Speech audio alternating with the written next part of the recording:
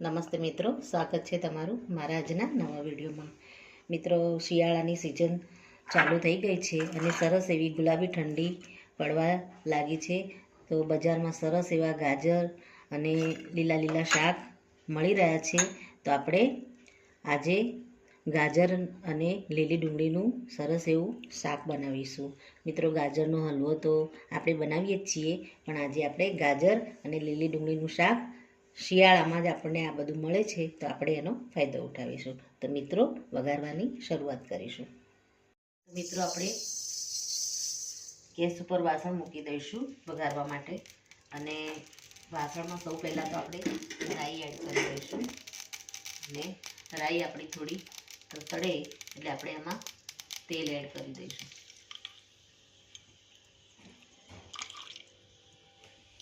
તેલને આપણે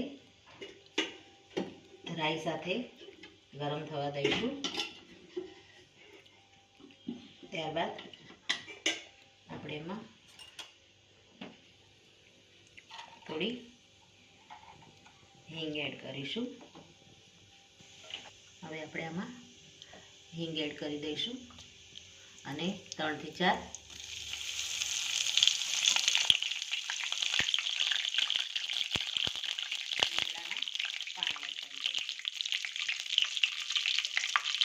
ત્યારબાદ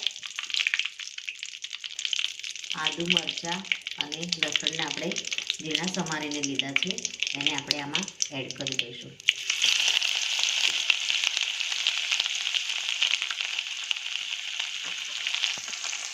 ત્યારબાદ હળદર પણ અત્યારે બજારમાં ખૂબ જ સરસ એવી મળી રહી છે, તો હળદરનો પણ આપણે આમાં થોડો ઉપયોગ કરીશું. તો આપણે આંબા હળદર અને કાચી પેલી હળદર આવે છે એને પણ આપણે આમાં એડ કરીશું. અને એકવાર આને બરાબર હલાવી દઈશું.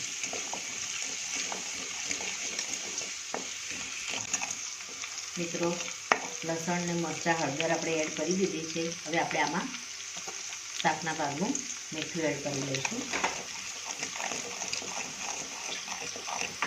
ત્યારબાદ સૂકી ડુંગળી આપણે લીધી છે, એક મીડિયમ સાઇઝની કટ કરીને, એને પણ આપણે આમાં એડ કરી દઈશું.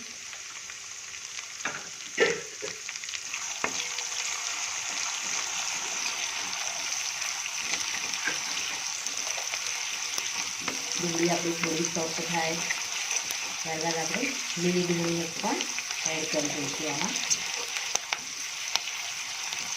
થોડી વાર આપણે તેલમાં સાંતળીશું. આપણે લીલી ડુંગળીને 2 થી 3 પાણીથી ધોઈ અને લીધી છે. એમાં માટી અને રેતનો ભાગ વધારે હોય છે, તો ગાજર અને લીલી ડુંગળી 3 થી 4 પાણીથી સારી રીતે ધોઈ અને આપણે લેવાના છે. ગાજરમાં પણ પૂરતા પ્રમાણમાં માટી હોય છે.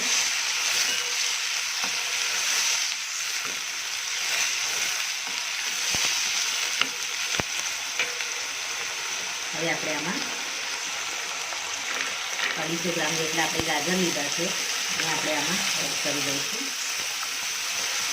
ગાજરને આપણે ઝીણા સમારીને લીધા છે. મિત્રો, શિયાળામાં તો આ શાક ખાવાની ખૂબ જ મજા આવે છે.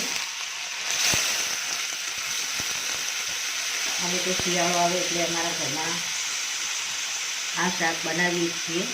મિત્રો, હવે મસાલા બીજા એડ કરીશું. આપણે ધાણા પાવડર 2 ચમચી એડ કરી દઈશું.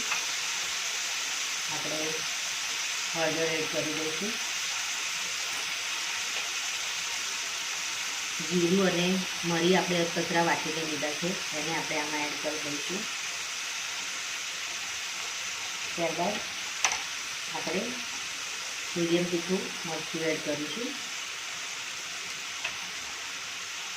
તમે જે રીતે તીખું ખાતા હોય એ રીતે તમારે મરચું આમાં એડ કરવાનું.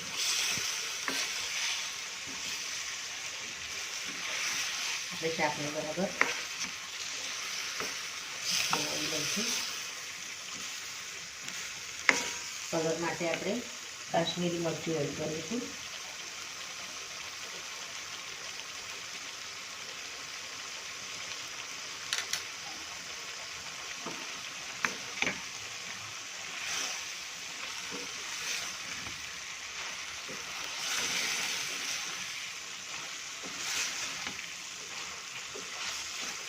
આપણે ગાજર અને ડુંગળીને સારી રીતે મસાલા સાથે મિક્સ કરી દીધા છે.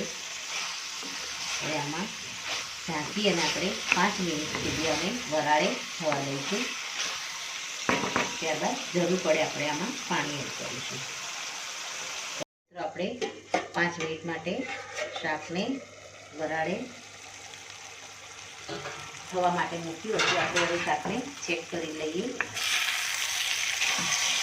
તમે જોઈ શકો છો આપણા ગાજર અને ડુંગળી સારી રીતે સોફ્ટ થઈ ગયા છે અને આપણું શાક સારું એવું